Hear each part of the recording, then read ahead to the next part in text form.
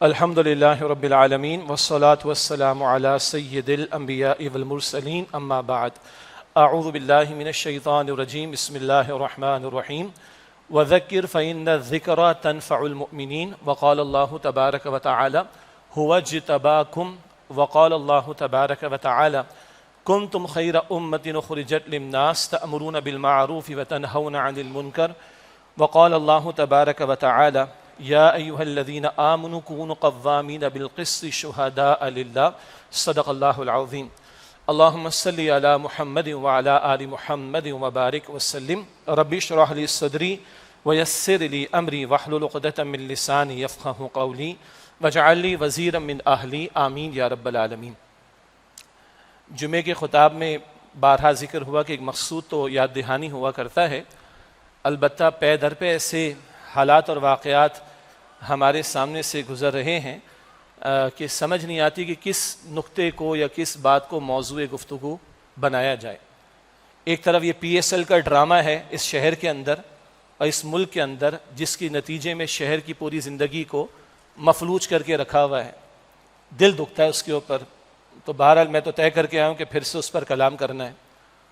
اسلام آباد کی ایک نجی یونیورسٹی کے اندر ایک کوئز یا جو بھی اس کا پیپر تھا، اس میں جو بھی واہیات اور ہلکا لفظ ہے، اس سے آگے بڑھ کر جو کچھ ہوا سارے سوشل میڈیا پہ پورے ملک میں پھیلا دیا گیا ہے، اور یہ پے در پہ واقعات عفت اور حیا کے خلاف، اور اس سے آگے بڑھ کر اب مقدس رشتوں کے حوالے سے بدکاری کے معاملات کا ایک ایگزامینیشن کے پیپر کے اندر پوچھا جانا، مطلب دل خون کے آنسو ہوتا ہے۔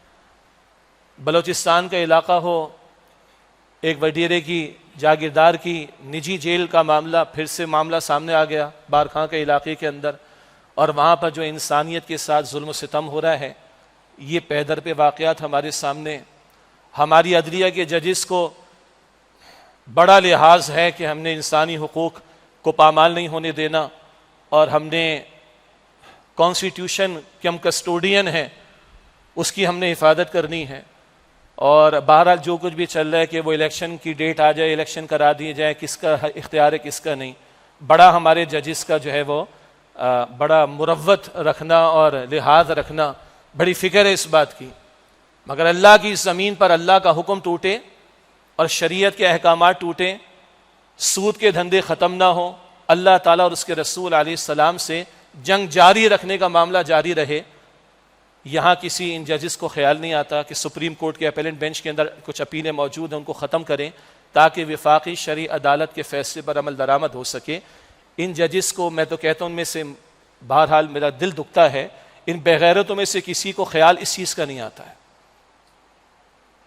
حقوق پامال نہیں ہونے چاہیے، ہم کسٹوڈین ہیں ہمارے کانسٹیٹیوشن کے، اور اللہ کا حکم ٹوٹتا رہے، اللہ کی شریعت پامال ہوتی رہے، اس حوالے سے کسی کے اندر ان کے اندر کوئی رمق پیدا نہیں ہوتی۔ یہ چار باتیں تو فوراً میرے دل میں اور دماغ میں کہ جن پر کلام ہونا چاہیے۔ بہرحال کیا کریں، ذمہ داری تو ہے، جمعے کا خطاب تو کرنا ہے، قرآن کریم کے ذریعے وعظ و نصیحت تو کرنی ہے۔ میں نے کچھ آیات تلاوت کی، وہ اصولی باتیں ہیں، پہلے ان کا ذکر اور پھر ان واقعات پر اپنا درد دل آپ کے سامنے رکھ دیں گے انشاءاللہ۔ قرآن حکیم ہمیں فرماتا ہے سورہ ذاریات کی آیت نمبر 55 میں، بلکہ آیت نمبر 55 میں اللہ تعالیٰ ذکر فرما رہا ہے، وَذَكِّرْ فَإِنَّ الذِّكْرَ تَنفَعُ الْمُؤْمِنِينَ، اور اے نبی صلی اللہ علیہ وسلم تذکیر کرائیے، یاد دہانی کرائیے، یاد دہانی کرانا اہل ایمان کو نفع دیتا ہے۔ تو ہم آنکھیں بند کر کے نہیں بیٹھ سکتے۔ اگر یہ پی ایس ایل کے نام پر جوا، اس پی ایس ایل کے نام پر ہلڑ بازی، اس پی ایس ایل کے نام پر شہر کو بالکل بلاک کر کے رکھ دینا، آپ بھی بھوگت رہے ہوں گے، میں تو روز بھوگتتا ہوں اس چیز کو، اس لیے دل سے بات کرنی ہے میں نے آپ کے سامنے۔ تو یہ بھی یاد دہانی کرائی جائے کہ ہم کون ہیں۔ میں نے دوسری آیت کا قصہ تلاوت کیا، ہوا جتباکم، اللہ نے تمہیں چنا ہے۔ سورہ حج کی آخری آیت ہے، آیت نمبر 78، اللہ فرماتا ہے کہ تمہیں اللہ نے چنا ہے۔ پہلے آدم علیہ السلام سے نبی مکرم صلی اللہ علیہ وسلم تک اللہ سبحانہ وتعالیٰ نے 1.25 لاکھ انبیاء اور رسول کو چنا تھا، اور اب ختم نبوت کے بعد اللہ نے محمد مصطفیٰ صلی اللہ علیہ وسلم کی اس امت کو، مجھے اور آپ کو چنا ہے۔ کس کام کے لیے چنا ہے؟ اللہ کی نمائندگی کے لیے، اللہ کے دین کی نمائندگی کے لیے، محمد مصطفیٰ صلی اللہ علیہ وسلم کے مشن کو آگے بڑھانے کے لیے۔ دنیا کے سامنے ان کا لایا ہوا دین پیش کرنے کے لیے. کہاں اتنے بڑے کام کے لیے اس امت کو کھڑا کیا گیا. اور اس دیگرگوں حالات میں بھی جب معاشی مسائل ہیں, اندرونی خلفشار کے معاملات ہیں, کراچی میں پولیس آفس پر دہشت گردی کا حملہ بھی ہو چکا ہے, نہیں ہم کرکٹ کھلا کر دکھائیں گے بھائی, میں نے تفسیر اور کرنے آگے اس کے اوپر, چاہے لوگ ناراض ہوتے رہیں. شریعت کا مذاق اڑا دیا جاتا ہے, شریعت کے احکامات توڑے جاتے, کسی کو تکلیف نہیں ہے اور کیے چلے جا رہے ہیں, تو کیا دین والے بغیرت ہو کر بیٹھ جائیں کہ اس کے اوپر کوئی آواز نہ بلند کی جائے؟ بہرحال تو اللہ نے کہا میں نے تمہیں چنا ہے. اللہ نے اس امت کو محمد مصطفیٰ کے بعد چنا صلی اللہ علیہ وسلم. کس کام کے لیے چنا ہے؟ کبھی اللہ فرماتا ہے سورہ آل عمران کی آیت نمبر 110 میں, کنتم خیر امت اخرجت للناس تأمرون بالمعروف وتنہون عن المنکر, تم بہترین امت ہو جنہیں انسانیت کے لیے برپا کیا گیا, تمہیں انسانیت کے لیے کھڑا کیا گیا ہے.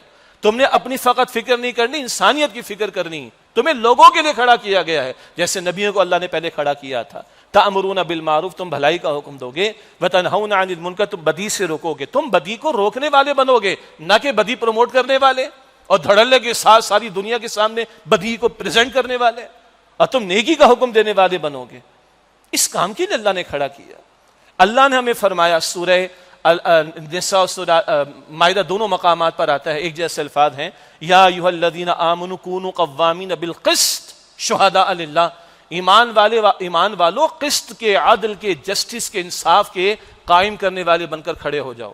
پہلے نبیوں کو اللہ نے مشن دیا تھا, سورہ حدید کی آیت نمبر 25, لیقوم الناس بالقسط, انسانیت قسط پر, عدل پر, جسٹس پر قائم ہو جائے. رسولوں کو اس لیے اللہ تعالیٰ نے بھیجا تھا. نبی کریم صلی اللہ علیہ وسلم سے کہلوایا گیا سورہ شورا کی آیت نمبر 15 میں, وَأُمِرْتُ لِأَعْدِلَ بَيْنَكُمْ, مجھے حکم دیا گیا میں تمہارے درمیان عادل کو قائم کر دوں. اللہ کی اپنی شان مبارک ہے. سورہ آل عمران کی آیت نمبر 18 میں, قائما بالقسط, اللہ قسط کا, عدل کا, جسٹس کا قائم کرنے والا ہے. اور اب اللہ ختم نبوت کے بعد اس امت کو کہتا ہے, کونوا قوامین بالقسط شہداء للہ, کھڑے ہو جاؤ قسط کے, عدل کے, جسٹس کے قائم کرنے والے بن کر. ہمیں دنیا کے سامنے عدل کا قانون پیش کرنا تھا. قائد اعظم کی تقریر ہے, مشہور و معروف ہے. اسٹیٹ بینک آف پاکستان کے اناگوریشن کے موقع پر اب بتایا گیا کہ اسٹیٹ بینک کی ویب سائٹ سے بھی ہٹا دیا گیا. ہاں, اسٹیٹ بینک کو آزاد تو کر ڈالا ہے نا پچھلی حکومت نے, جاتے جاتے پچھلے والوں نے آزاد کیا, آج والے بھی اسی ڈگر پہ چل رہے ہیں. اسٹیٹ بینک آزاد ہے, آپ اس پر کوئی بات نہیں کر سکتے, اس کے فیصلے کو چیلنج نہیں کر سکتے. بہرحال تو جب یہ حرکتیں ہوں گی تو قائد اعظم کی اسپیچ تو ہٹنی ہے وہاں سے. کیا تھی اسپیچ؟ قائد اعظم نے کہا تھا کہ مغرب کے سرمایہ دارانہ نظام نے, کیپٹلزم کے سسٹم نے انسانوں کو غلام بنا کر چھوڑا ہے. اب ہمارا فرض ہے, اللہ نے مملکت خداداد ہمیں عطا فرمائی, ہمارا فرض ہے اسلام کی عادلانہ تعلیمات پر مبنی, اسلام جو سوشل جسٹس کا سسٹم عطا کرتا ہے, ان عادلانہ تعلیمات پر مبنی نظام دنیا کے سامنے پریزنٹ کریں. ہم نے دنیا کے سامنے عدل پریزنٹ کرنا تھا, ہم نے دنیا کے سامنے جسٹس کو پریزنٹ کرنا تھا. امپائر آف فیتھ کے نام سے ایک ڈاکیومنٹری بنی, ایک تو دا میسج بہت پرانی ایک مووی, چھوڑ دیں اس کو. امپائر آف فیتھ ایک ڈاکیومنٹری تھی جس میں غیر مسلم رائٹرز, مصنفین, اسکالرز, ریسرچرز, ان کے کامنٹس یا انٹرویوز دیے گئے رسول اللہ صلی اللہ علیہ وسلم کے بارے میں, امپائر آف فیتھ. اور ان میں سے اکثر نے جو بات کہی وہ ایک خوبصورت بات یہ تھی, the beauty of the teachings of prophet Muhammad صلی اللہ علیہ وسلم is the catching word justice. Muhammad Mustafa صلی اللہ علیہ وسلم کی تعلیمات کا جو بہترین پہلو ہے وہ جسٹس, عدل کی بات ہے. اور محمد صلی اللہ علیہ وآلہ وسلم نے عدل کی بات کر کے نہ دکھایا, عدل کو قائم کر کے دکھایا. تو قائد اعظم کہہ رہے پاکستان کیوں لیا, دنیا کے سامنے عادلانہ تعلیمات پر مبنی سسٹم آف جسٹس ہم پریزنٹ کر سکیں.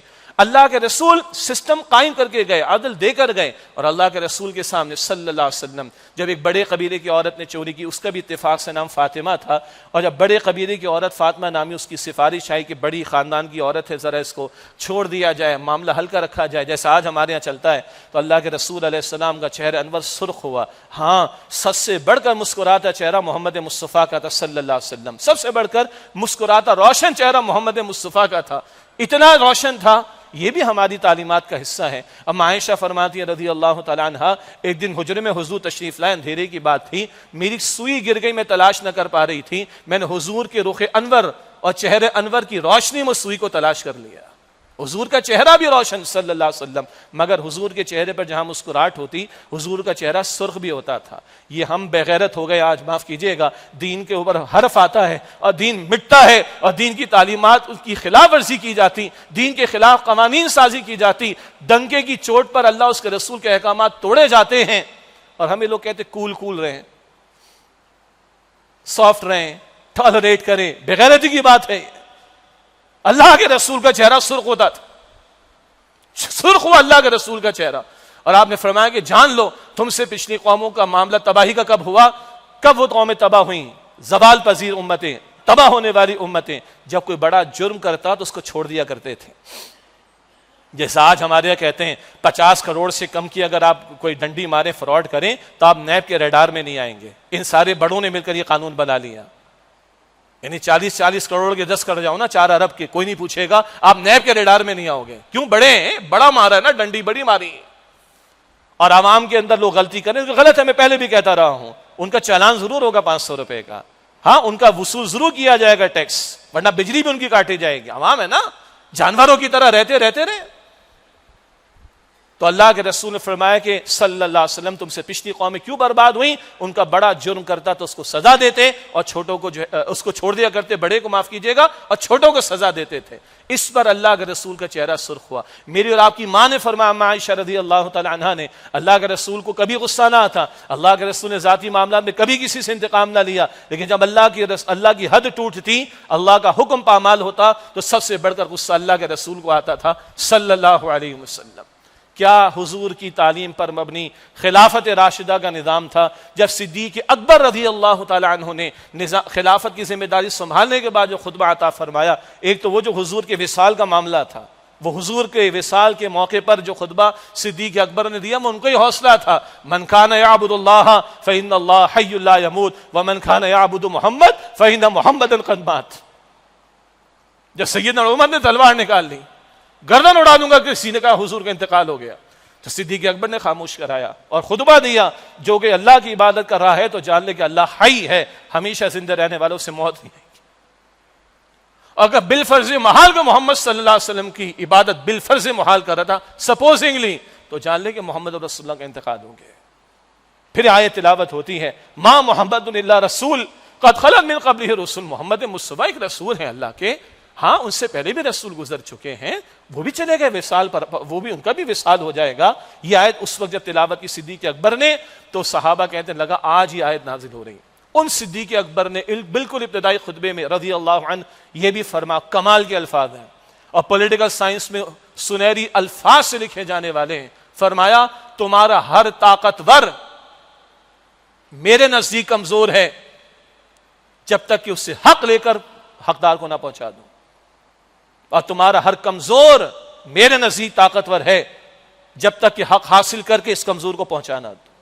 سبحان اللہ، تمہارا ہر طاقتور میرے نزدیک کمزور ہے جب تک کہ اس سے حق لے کر حقدار کو نہ پہنچا دوں، اور تمہارا ہر کمزور میرے نزدیک طاقتور ہے جب تک کہ اس کا حق حاصل کر کے اس کو پہنچانا دو۔ یہ صدیق اکبر رضی اللہ عنہ، اور پھر شان دور فاروقی میں نظر آتی ہے، سیدنا عمر فاروق کے دور میں نظر آتی ہے رضی اللہ تعالی عنہ۔ یہ تو میں نے تذکیر آپ کے سامنے جمعے کا تقاضا ہے کچھ آیات کی روشنی میں رکھ دی۔ اب 3-4 واقعات پر میں نے آپ کے سامنے کلام رکھنا ہے۔ آئیے کرکٹ سے شروع کریں۔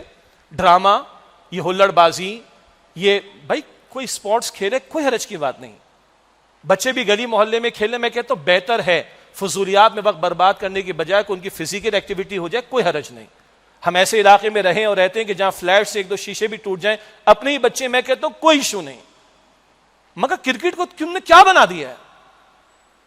ہمارے ریاستی ادارے، ریاستی دفاعی ادارے، وہ اس شہر کے اندر بینر لگواتے رہے، cricket is a matter of life and death for us, death for us, cricket ہمارے لیے زندگی موت کا مسئلہ ہے۔ اور خدا کے بندو، اس قوم کے لیے زندگی موت کا مسئلہ ایمان ہے، اس قوم کے لیے زندگی کا موت کا مسئلہ اسلام ہے۔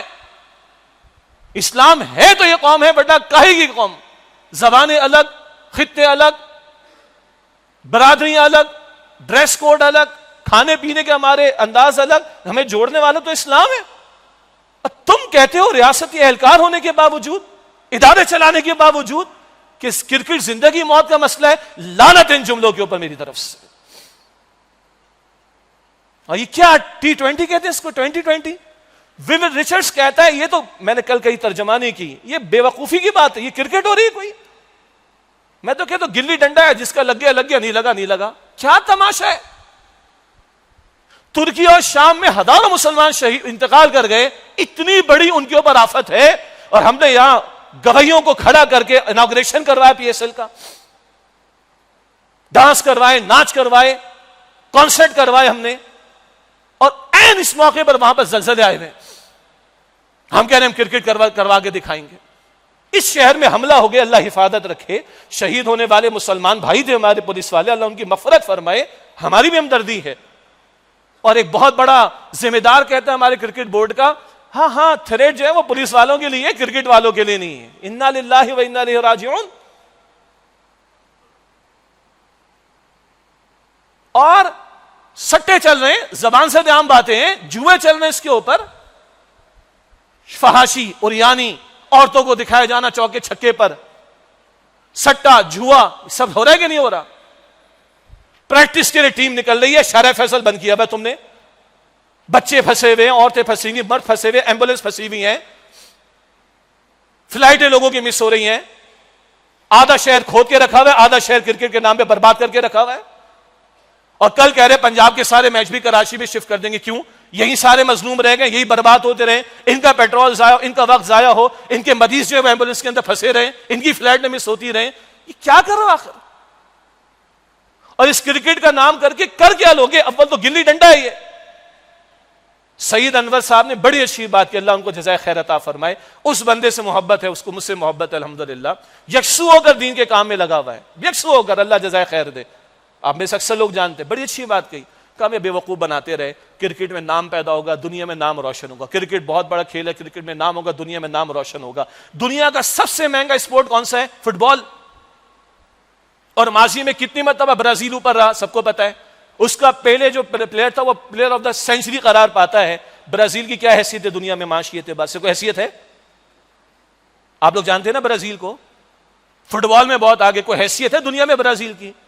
تو سعید انور صاحب نے بڑی اچھی بات کی، دنیا کا مہنگا ترین اسپورٹ، اس میں برازیل کو بہت اوپر رکھا گیا. کہاں اس برازیل؟ آپ دیکھ لو. ہمیں بے وقوف، وہ تو خود کرکٹ کھیل کر آئے نا سعید انور، ہمیں بے وقوف بنایا جا رہا ہے کہ جناب کرکٹ میں اوپر جائیں گے، دنیا میں نہ خاک نام ہوگا. قوم گالیاں دے رہی ہے ان کو. میں خود پھنسا ہوں شہر فیصل میں کتنی مرتبہ، اور دین کے کام کے لیے جا رہے ہیں، بلاک کیا، ادھر سے بلاک، ادھر سے بلاک، ادھر سے بلاک. کیا تماشا ہے. اور سامنے سے 3 گاڑیاں جا رہی ہیں. میں کرکٹر سے معذرت کے ساتھ، انتہائی معذرت کے ساتھ، بھائی تم کھیل تماشا ہی کر رہے ہو نا. پہلے ناچنے کودنے والوں کو کہتے تھے میراثی، بھانڈ، وہ ذلیل طبقہ تھا معاشرے کا. کھلواڑ کرتے تھے لوگ، پیسے دیے، چلا ناچ کودنے پیسے دے دو. تو تمہیں نچوایا جا رہا ہے. ایک طرف سرمایہ دار ہیں، ان کی پروڈکٹ بکتی ہے، سیدھی سی بات. جوا سٹے والوں کا جوا چلتا ہے، سیدھی سی بات. قوم کا ستیہ ناش، قوم کا بیڑا غرق. یہ اس شہر کی حالت ہے. اور یہ کون سا ملک ہے؟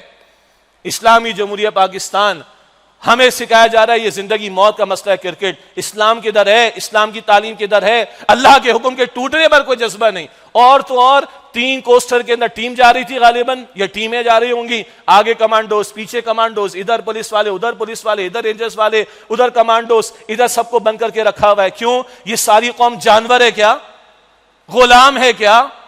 اس قوم کے بچوں کے ساتھ زیادتی ہوتی، اس قوم کے لوگوں کو لوٹا جاتا ہے. ہر دن ہمارے سامنے لوٹ مار کی تصویر آ رہی، ویڈیوز آ رہی CCTV کیمرے کی. مسجدوں کے باہر لوٹا جا رہا ہے، دکانوں پر لوٹا جا رہا ہے. ہم کیا جانور ہیں؟ ہم کیا غلام ہیں؟ ہمارے لیے کوئی سیکیورٹی نہیں ہے. اور یہ بھانڈ، میراثی، ناچنے کودنے والے، کھلواڑ کرنے والے، ان کے لیے ساری فورسز لگی ہوئی ہیں. کس کے پیسوں پر؟ یہ کس کے ٹیکسز پر ہے؟ یہ پولیس کو اور رینجرز کو پیسے دیے جاتے ہیں. کس کے ٹیکسز پر؟ ٹیکسز ہم بھرے اور ہمارے ساتھ یہ سارا معاملہ ہو اور ہمارے لیے ٹریفک بند کر دی جائے. کدھر ہے ججز عدالت کے؟ وہ کہتے ہیں ہیومن رائٹس کو ہم پامال ہوتے ہوئے نہیں دیکھ سکتے. ہم کسٹوڈین ہیں جو ہیں وہ کانسٹیٹیوشن کے. یا ہیومن رائٹس پامال نہیں ہو رہے، یا حقوق انسانی پامال نہیں ہو رہے. کدھر ہے سول سوسائٹی والے، کتے بلیوں کے حقوق کی بات کرنے والے؟ کدھر ہے وہ لبرلز جو کتے اور بلیوں کی باتیں کر رہے ہوتے ہیں؟ یا انسانوں کے ساتھ کیا جنہیں زندگی کر رکھی ہے؟ خدا کی قسم غصہ آتا ہے اس کے اوپر. اور ہیں ہم محمد رسول اللہ کی امتی صلی اللہ علیہ وسلم. اللہ کی شریعت نافذ نہیں ہے، اس پر کسی کا خون نہیں کھولتا، اس پر کسی کو غصہ نہیں آتا، اس پر ریاستی مشینی حرکت میں نہیں آتی، اس میں کوئی ہمارے بیٹھ کر فیصلے نہیں کرتے، ہمارے ججز کو اس کے اوپر آگے بڑھنے کو تیار نہیں ہے. کیا کر رہے ہیں آخر ہم؟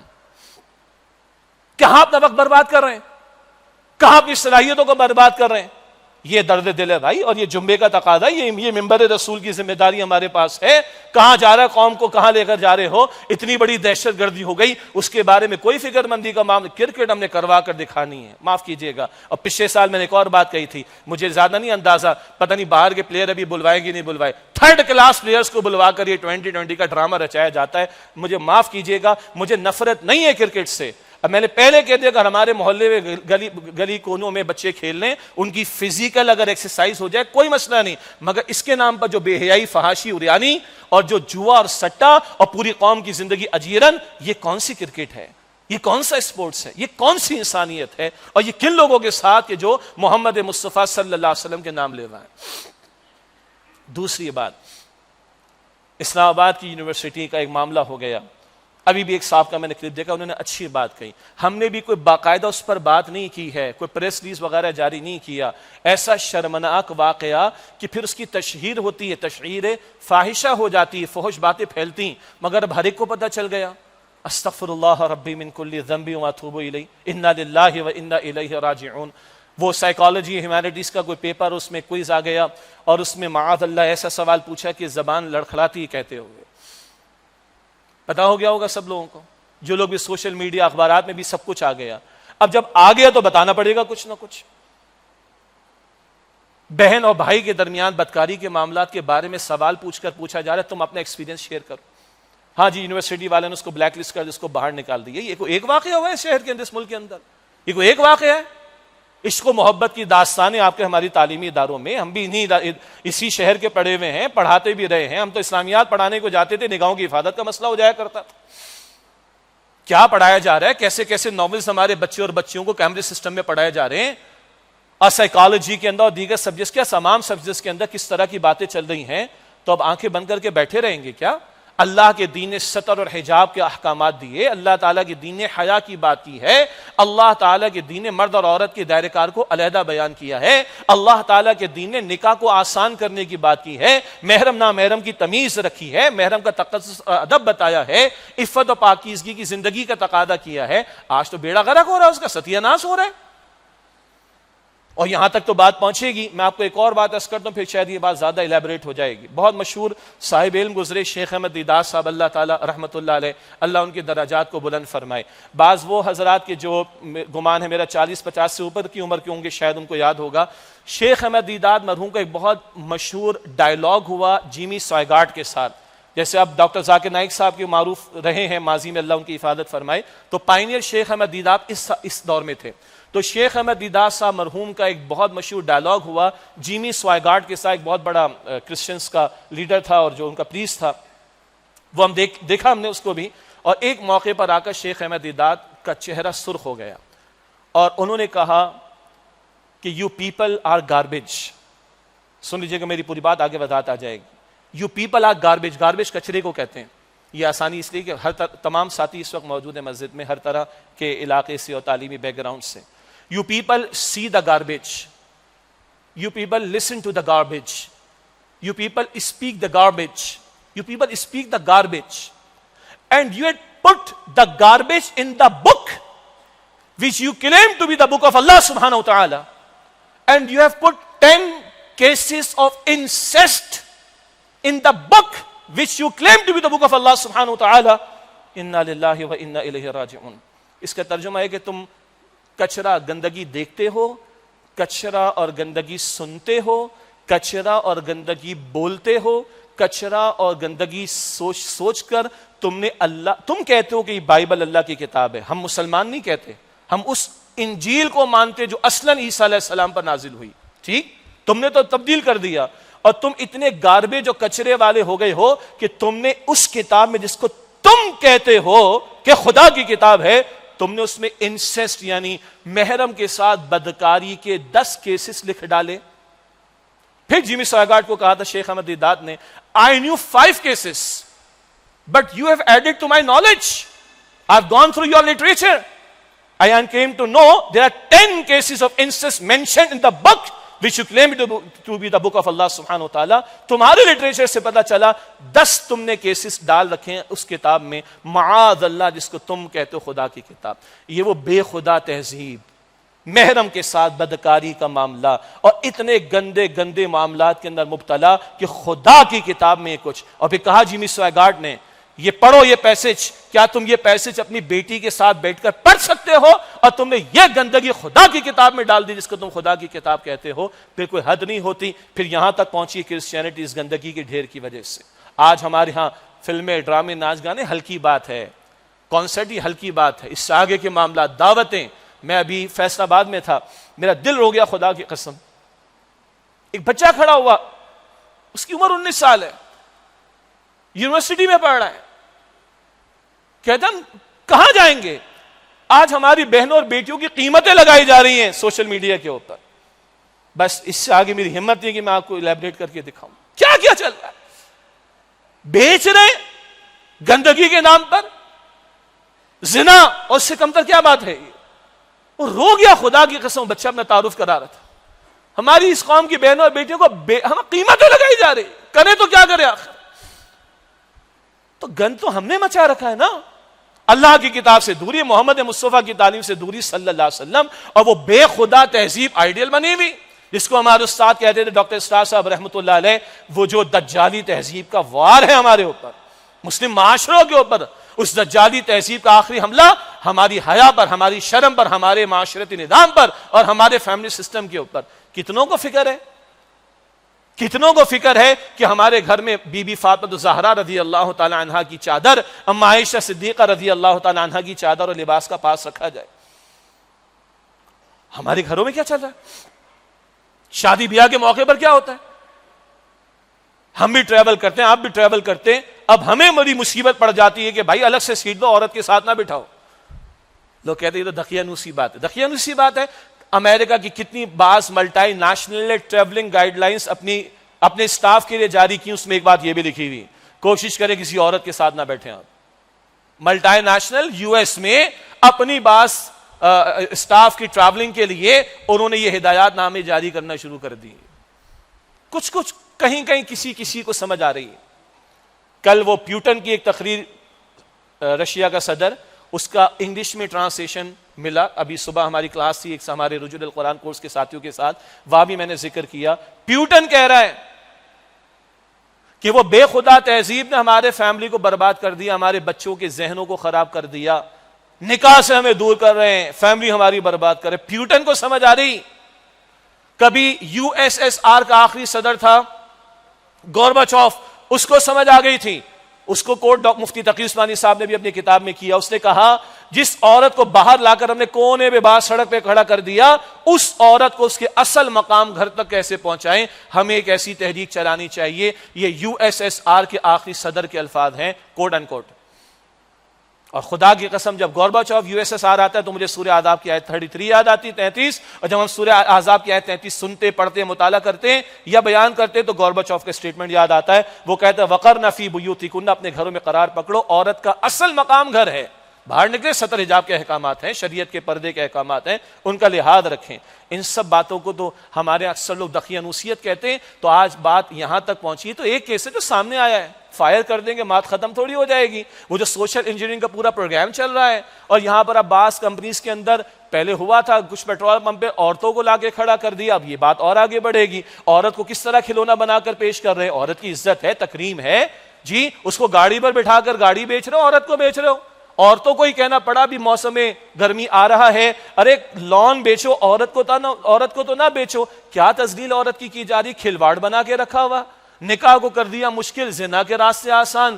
تو بات یہاں تک تو پہنچے گی. اگر لمٹ نہیں ہوگی، کنٹرول نہیں کریں گے تو یہاں تک تو بات پہنچے گی، جانوروں کی سطح پر زندگی گزرے گی. انا للہ و انا الیہ راجعون. بہرحال آئندہ چند دنوں میں ہم تنظیم اسلامی کے زیر اہتمام یاد دہانی کے طور پر حیا اور ایمان مہم شروع کریں گے انشاءاللہ 1-2 روز میں. اسی بات کی یاد دہانی، حیا اور ایمان کا تعلق. اللہ کے رسول علیہ السلام نے فرمایا حیا اور ایمان دونوں ساتھی ہیں، اگر ایک چلا جائے تو دوسرا بھی چلا جاتا ہے. اللہ کے رسول علیہ السلام کے بارے میں صحابہ کرام فرماتے ہیں اللہ کے رسول مکرم صلی اللہ علیہ وسلم ایک کواری پردہ کرنے والی لڑکی سے بھی زیادہ حیا کرنے والے تھے. اللہ اکبر. بی بی فاطمہ الزہرا نے فرمایا میرا جنازہ رات کی تاریکی میں اٹھانا. کہاں یہ گھرانے کی عفت اور پاکیزگی، اور کہاں اس گھرانے کے ماننے والوں کے حالات کہ فلمیں، ڈرامے، ناچ گانے بھی، ہلڑ بازی بھی، کانسرٹ بھی، بے پردگی بھی، آوارگی بھی، زنا کے راستے بھی، اور تان یہاں آ کر ٹوٹ رہی کہ یونیورسٹی کے کوئز کے اندر اس طرح کے سوالات بدکاری کے بارے میں پوچھے جا رہے ہیں. انا للہ و انا الیہ راجعون. اللہ ہمارے حال پر رحم فرمائے. جمعے کے آخر میں سنتے ہیں سورہ نحل کی آیت نمبر 90. ان اللہ یأمر بالعدل والاحسان وایتاء ذی القربى وینہی عن الفحشاء والمنکر والبغی. ہر جمعے کا میسج اللہ بے حیائی سے روکتا ہے. اور شیطان یأمرکم بالفحشاء سورہ البقرہ میں آیت نمبر 269 شیطان تمہیں بے حیائی کی دعوت دیتا ہے. ہم طے کریں رحمان کی ماننی شیطان کی ماننی. شیطان کی ماننے والے دنیا میں بہت ہیں، ان کی حالت دیکھ لیں، بربادی دیکھ لیں. اللہ حفاظت فرمائے. تیسری بات، بلوچستان کے علاقے کے اندر وزیر کی نجی جیل کا معاملہ. کچھ تفصیلات آئی ہیں، کچھ پلس مائنس ہے. وہ خاتون نہیں مری، وہ زندہ ہے، اس بحث کو ایک طرف کر دیں. جیل تو موجود ہے، آزاد انسانوں کو غلام بنا کر رکھا ہوا ہے، جنسی تشدد کا معاملہ بھی کیا جا رہا ہے، اور وہ وزیر بھی ہے. یہ جاگیردار وڈیرے اس ملک کے 70% حصے پر قابض. ان کی نجی جیلیں، نجی علاقے، ان کی اپنی مرضی. بڑا خیال ہے جی انتخابات بڑے شفاف ہوتے ہیں اس ملک کے اندر. 70% تو یہ جاگیردار اور وڈیرے بیٹھے ہوئے، اور یہ ان کی نجی ڈائنسٹیز ہے. پوری ریاستیں جہاں وہاں کی مقامی انتظامیہ بھی کچھ نہیں کر سکتی، اور وہ شخص وزیر ہے. یہ مکروہ چہرہ ہماری اس جمہوری نظام کا. کیسے ڈاکوؤں کو، چوروں کو، ظالموں کو، جاگیرداروں کو، وڈیروں کو اس سسٹم نے پروٹیکشن دے رکھی ہے کہ یہ حکومت میں آ کر بیٹھے ہوئے ہیں. اس ظلم کے خاتمے کے لیے بہرحال آواز بلند کرنے والوں کو بھی شہید کر دیا جاتا ہے. مسنگ پرسنز کے نام بھی یا ٹائٹل بھی آپ نے سنا ہوگا، مگر اس ظلم کے خلاف تو آواز بلند ہونی چاہیے. ہماری تمام معروف سیاسی جماعتوں کے اندر یہ عنصر موجود ہے. اب تو مشہور باتیں، ایک بھائی جاگیردار وڈیرا بن جائے، دوسرا سیاستدان بن جائے، تیسرا فوج میں چلا جائے، چوتھا جو ہے وہ پارلیمنٹ میں چلا جائے. سب مل کر جو ہے وہ لوٹو اس قوم کو برباد کرو. یہ ظلم، یہ تو ابھی خبر آ گئی ہے، ورنہ نجی جیلیں تو سندھ میں کتنی اور پنجاب میں کتنی، وڈیرے، جاگیردار، اور بھی ٹائٹل آپ استعمال کرنا شروع کر دیں. اللہ کا دین تو اس ظلم کے خلاف بات کرتا ہے. انسان کو شرف اور تکریم عطا کرتا ہے. آزاد مرد یا عورت کو غلام بنانا حرام ہے ہمارے دین. جان مال آبرو سے کھیلنا حرام ہے ہمارے دین کے اندر. تو ہماری ہمدردیاں مظلوموں کے ساتھ، اور ہاں ہماری عدالتیں لیتی ہیں کہیں کہیں اپنے طور پر سوموٹو ایکشن لیتی ہیں، تو بھائی کو انکوائری کی جائے، اور اگر وہ وزیر ہی اگر وہ مجرم ہے تو سزا دی جائے. اور قاتلوں کو سزا دینے کا ہمارے ہاں رواج نہیں ہے. ہاں ماضی میں پابندی لگ گئی تھی غیروں کے تقاضوں پر. ہاں جب کسی ایک فوج کے افسر کا مسئلہ آیا تو اس وقت کے آرمی چیف نے بحال کر دی تھی کہ قاتل کو سزا دینی چاہیے، ورنہ تو ہم سزائیں دینا بھی بند کر چکے تھے. یعنی انورٹڈ قوموں میں بڑوں کی جانیں قیمتی ہیں. بڑے کو مارا تھا تو اس کو قتل کی سزا دی جائے گی، ورنہ اس اسلامی جمہوریہ پاکستان میں سزاؤں کا رواج بھی ختم. اور اللہ کی کتاب کہتی وَلَكُمْ فِي الْقِصَاصِ حَيَاةٌ يَا أُولِي الْأَلْبَابِ لَعَلَّكُمْ تَتَّقُونَ سورہ البقرہ کی آیت 179 میں. عقل مندو، قصاص کے حکم میں تمہارے لیے زندگی ہے. ایک قاتل نے اگر قتل کیا، جرم ثابت ہو، سزا دو اس کو. اور اللہ کی کتاب کہتی ہے سورہ نور کی دوسری آیت میں وَلْيَشْهَدْ عَذَابَهُمَا طَائِفَةٌ مِّنَ الْمُؤْمِنِينَ. یہ سزائیں علل اعلان دی جائیں، ایمان والوں کا گروہ اس کا مشاہدہ کرے. کہاں دی جا رہی ہیں سزائیں؟ تو جاگیردار وڈیرے یہ تو بڑے ڈاکو ظالم ہوتے ہیں، سب نہیں، جو ظالم ہیں ان کی بات کر رہا ہوں. ورنہ میں ذاتی طور پر ایسے جاگیرداروں کو بھی جانتا ہوں. جاگیردار سے مراد زراعت کا کام کرتے ہیں، بڑی زمینیں ہیں. میں ذاتی طور پر واقف ہوں. جب بے نظیر کے اسیسینیشن کا معاملہ ہوا تھا تو اس زمانے میں ٹرینیں بھی پھنس گئی تھیں. ایسا بھی ایک علاقہ تھا جہاں کے جاگیردار کہیں، وڈیرے کہیں، اس نے اپنے 50 جو ہے وہ افراد بھیجے، روزانہ کھانا بھی دیا، 50 مسلح گارڈ بھیجے، اور پوری ٹرین کو کراچی تک بھجوایا ہے. ایسے بھی اللہ کے بندے. میں ذاتی طور پر جانتا ہوں ایسے بھی بعض لوگ ہیں، حج پہ ملاقات ہوتی ہے، بھائی اللہ کے بندے تو حج پر کیسے آیا؟ وہ سائیں نے بھیجا ہے. ہم سائیں کے جدی پشتی خدمتگار ہیں، ہر سال وہ 10 لوگوں کو حج پر بھیجتا ہے اور ہمارا بڑا خیال لگتا ہے، ہمارے بچوں کا بڑا خیال لگتا ہے. الحمدللہ یہ پازیٹو بھی سامنے رہے، مگر ظالم بھی تو ہے نا، جابر بھی تو ہیں، نجی جیلیں چلا کر لوگوں کو غلام بنانے والے بھی تو ہیں. ان کے خلاف تو آواز بلند ہونی چاہیے. تو عدلیہ بڑے ایکشن لیتی ہے، تو اس ظلم کے خاتمے کے لیے ایکشن لے، مخلوق خدا کی جان بچانے کے لیے عدلیہ کو چاہیے کہ وہ ایکشن لے. آخری بات، یہ عدلیہ بڑے ایکشن لے رہی ہے. میں نے شروع میں کہا تھا جی ہم کسٹوڈین ہیں، ہم پاکستان کے آئین کے کسٹوڈین ہیں، ہم حفاظت کریں گے اس کی، اور ہم اس کے خلاف ورزی نہیں ہونے دیں گے، اور ہم یہ اور وہ نہیں ہونے دیں گے. اللہ آپ کو مبارک کرے، آپ کو ہر ہمت اور جذبہ عطا فرمائے. مگر میرے بھائیوں بزرگوں، میرے ججز بھائیوں، یاد رکھنا تم بھی مسلمان ہو، ہم بھی مسلمان ہیں، اور اسی آئین میں لکھا تو ہم نے بڑا اچھا ہے، حاکمیت اللہ تعالیٰ کی ہوگی، اور بڑا اچھا لکھا ہوا ہے قانون سازی کتاب و سنت کے خلاف نہیں ہوگی. مگر کیا وجہ ہے کہ سود کا دھندا ختم نہیں ہوتا، اور 32 سال 91 سے لے کے 2022 32 سال کی عدالتی کارروائیاں بھی ہو گئیں. ساری باتیں آپ نے دیکھ لیں، کبھی 150 پیج کا فیصلہ، کبھی 1250 پیج کا فیصلہ، کبھی 319 صفحات کا فیصلہ. آج بھی یہ قوم اللہ اس کے رسول سے جنگ کی حالت میں کھڑی ہے، اور 28 کے قریب کم و بیش اپیلیں سپریم کورٹ آف پاکستان کی شریعت اپیلنٹ بینچ میں موجود ہیں. میرا درد دل یہ ہے ان ججز کے بارے میں، سامنے ہوں گے تو سامنے بھی کہہ دیں گے بھائی آپ کہتے ہو ہم رات کو 12 بجے بھی عدالت کھولیں گے، آپ کو پتا ہوتا ہے کہ کل 12 بجے سے پہلے کچھ آنے والا ہے؟ وہی آتی ہے آپ کو کیا؟ ہم کہتے دن کے 12 بجے عدالت کھول کر وہ ساری اپیلوں کو سائٹ پہ کرو، اور وفاقی شرعی عدالت کا فیصلہ، رمضان شریف آنے والا، 1 سال ہونے کو آ رہا ہے، سود ختم کرنے کو ہم تیار نہیں. کوئی ایک غیرت مند بھی ہے ان میں سے؟ چیف جسٹس کو سب سے پہلے میں کہہ لوں، غیرت ہے آپ میں؟ اللہ کو جواب دینا ہے کہ نہیں؟ محمد مصطفیٰ کی شفاعت چاہیے کہ نہیں؟ ہم ممبر پر بات کر سکتے، کر رہے ہیں، برسوں سے کر رہے ہیں. ہم میڈیا پر بات کر سکتے، کر رہے ہیں. ہم عوام کی اویئرنیس کر سکتے، کر رہے ہیں. ہم وفاقی شرعی عدالت جا سکتے، گئے ہیں. ہم وفاقی شرعی عدالت کے جج کے سامنے درد دل رکھ سکتے، رکھ کر آئے ہیں.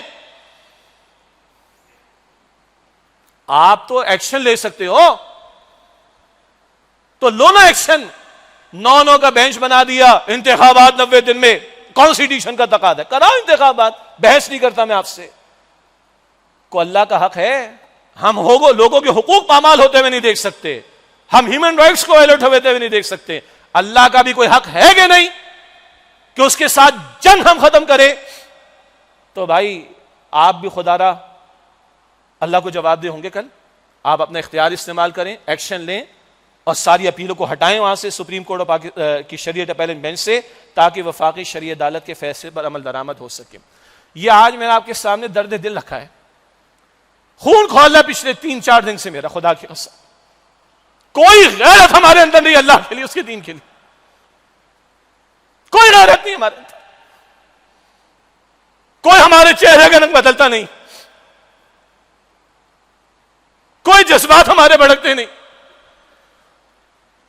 انتخابات اور الیکشن اور رسہ کشی اور میرے کیسز بچ جائیں، اس کے بچ جائیں، ان سب کے لیے ساری ریاستی مشینری اور کیا حکمران کیا اپوزیشن سارے حرکت میں نظر آتے ہیں. اللہ کا دین مظلوم رہ گیا، اللہ کا قرآن مظلوم رہ گیا، اللہ کے احکامات مظلوم رہ گئے.